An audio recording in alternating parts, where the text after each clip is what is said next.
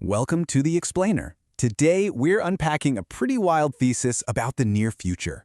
A future where you're not going to own your games, your hardware, or even your daily experiences. Instead, you'll just subscribe to them. I mean, think about that for a second. It's a wild idea, right? It totally reframes the future of pretty much all our entertainment and tech.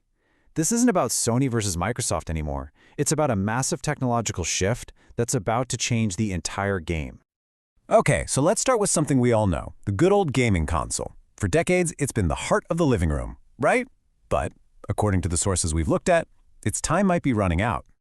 And this, right here, is the core idea. This is the end game.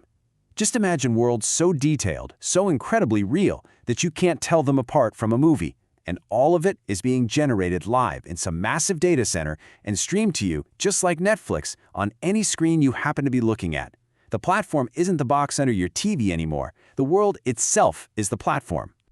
You know, this just completely changes our relationship with all our gadgets. Suddenly, it doesn't matter what device is in your hand, on your face, or on your wall. They all become simple, interchangeable windows into the exact same hyper-real, shared world. Your identity, your access, it just follows you everywhere. So what's going to make this shift happen? Well, it really comes down to money. Building a high-end PC to get these next-gen experiences is already a huge investment. We're talking thousands of dollars. And in a few years, it's basically a paperweight.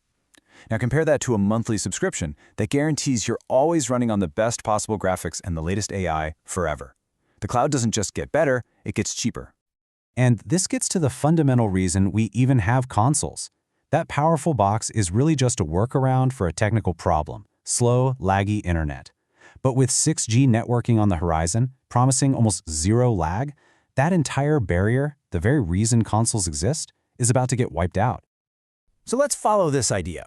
What happens when all that computing power isn't in a little box in your home anymore, but in a massive connected data center? Well, that's when the possibilities just explode. The real key, the magic ingredient here, is 6G. We're talking about a network so fast, so responsive, that the physical distance between you and that cloud supercomputer basically disappears. Your controller input goes out, and a photorealistic image comes back faster than your brain can even notice the delay. It's instantaneous. And a tech leap that big creates a huge leap in the experience. We go from today's games, which are kind of like these elaborate but fake stage plays, to actual, living, breathing, simulated worlds. The lighting isn't a trick anymore. It behaves just like real life. Characters aren't just robots spitting out scripted lines. They're AIs with memories and goals. And the maps, they're no longer static. They're worlds that can evolve and support hundreds of thousands of people at once.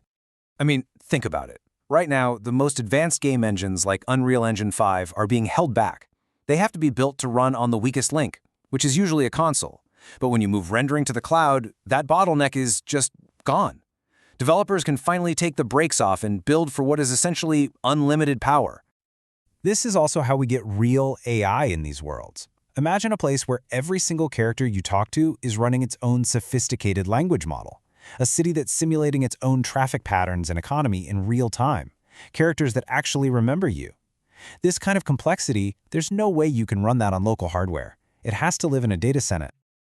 So when you have a technological shift this huge, it's not just about better graphics. It triggers this profound change in our economy and society. It fundamentally changes how we get access to our digital lives and what we value. We stop owning products and start subscribing to entire worlds. And this all fits into a much bigger trend that some are calling the access society. The basic idea is, as AI starts replacing jobs and things just get more expensive, owning stuff, cars, houses, even software, it just becomes less and less practical for most people. Instead, we'll subscribe to get access to things. And this digital reality, it fits that model like a glove. So in this new world, what you value completely flips. You're not going to own the physical stuff anymore. The graphics card, the game disc, none of it. Instead, what you will own is your persistent digital identity and the subscriptions that let you into these different experiences and worlds. You see how these two forces just lock together perfectly? It's a feedback loop. The economic pressure from the access society pushes us away from owning things, and at the exact same moment, technology provides this incredible, compelling new place for us to go live and work and hang out. It's a perfect storm. So where are we going to experience all this new cloud-powered reality? Well, the answer probably isn't some big, clunky headset. It's something way more subtle, something that might look a lot like the glasses you already wear. See, the big argument is that VR headsets fail for mass adoption because they're a destination. You have to check out of reality to go into VR. They're isolating. But smart glasses, that's a different ballgame. They're a layer. They weave the digital world right on top of the physical one, which means you can wear them all day, everywhere, and they just blend in. And don't think this is some far-off sci-fi dream. The sources are mapping out a timeline that is incredibly fast. We are talking about all the key pieces, the hardware, the AI, the networks, all falling into place within this decade. This is happening really, really soon. Okay, let's pull all of this together. What does a normal day actually look like in a world where reality itself is just another subscription service you pay for?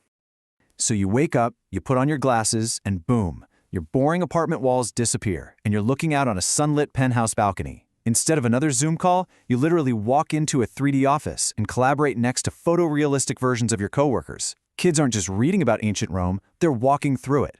And your social life is totally freed from geography. You don't go online, you're just there. In this kind of future, society doesn't just vanish. It migrates. The physical world gets boiled down to just biological maintenance. It's where you eat, sleep, and exercise. But your life, your culture, your community, your purpose, that all happens in the metaverse. Because frankly, it's just a more beautiful, more social, and more rewarding place to be. And this really shows how it's not just a bunch of random trends happening at once. It's a chain reaction, like dominoes.